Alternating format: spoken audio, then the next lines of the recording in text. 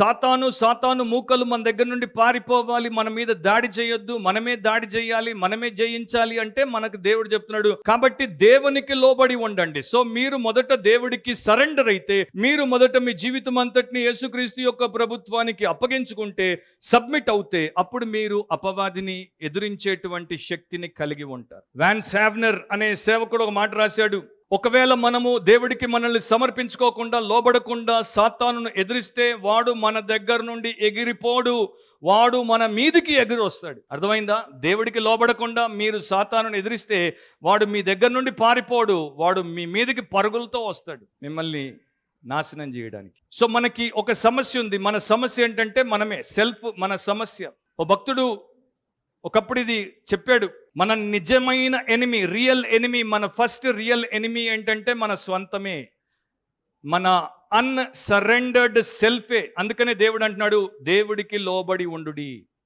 So నా సెల్ఫ్ని నేను దేవుడికి లోబరి చేస్తే, దేవుడి యొక్క అధికారంతో నేను సాతానును ఎదిరించగలను, వాడు పారిపోతాడు.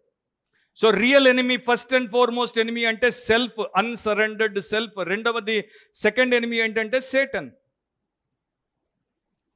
మీకు జ్ఞాపకం చేస్తాను, మార్కు సువార్త 14వ అధ్యాయంలో సెల్ఫ్ ఎంత డేంజరస్సో, సెల్ఫ్ ఎంత డెడ్లీయో, సెల్ఫ్ యొక్క బ్లో ఎంత డెవస్టేటింగ్ అంటే ఎంత దారుణంగా ఆ సెల్ఫ్ నిన్ను కొడుతుందో నీకు తెలిస్తే నువ్వు సెల్ఫ్ని అసహించుకుంటావు. సెల్ఫ్ అంటే నువ్వే, స్వంతమే.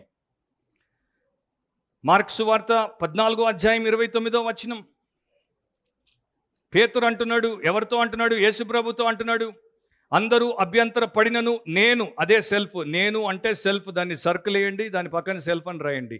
నేను అభ్యంతర పడనని ఆయనతో చెప్పగా, ప్రభువా అందరూ ఈ సంగతిని చూసి, నీ పరిస్థితిని చూసి అభ్యంతర పడతారేమో, అందరూ నిన్ను వదిలేస్తారేమో, అందరూ నీ వాళ్ళు కాకుండా ఉండిపోతారేమో, నేను అభ్యంతర పడను, నేను అట్లా చెయ్యను, నేను. ఎంత సెల్ఫ్ కాన్ఫిడెన్సో చూడండి. సో అప్పుడు యేసుప్రభు ఏం చెప్పాడు? సెల్ఫ్ యొక్క రియాలిటీని అతనికి చూపించాడు. అతన్ని చూచి, నేటి రాత్రి కోడి 2 మార్లు కూయక మునిపే నీవు నన్ను ఎరుగనని ఎన్నిసార్లు? ముమ్మారు. అంటే ఒకసారి కాదురా, 2 సార్లు కాదు, 3 సార్లు కాదు, 3 times నీ సెల్ఫ్ నిన్ను ఎట్లా డిచ్ చేస్తుందో, ఎట్లా డిసీవ్ చేస్తుందో, నీ సెల్ఫ్ నిన్ను ఎట్లా బోల్తా కొట్టిస్తుందో ఈ రాత్రి నేను నీకు చూపిస్తాను అని చెప్పాడు. కొన్ని గంటల్లోనే. ఒకసారి నమ్ముకున్నాడు, రెండోసారి నమ్ముకున్నాడు, మూడోసారి నమ్ముకున్నాడు, 3 సార్లు సెల్ఫ్ నట్టేయటం ఉంచింది. కనుక సెల్ఫ్ని నమ్ముకోకూడదు.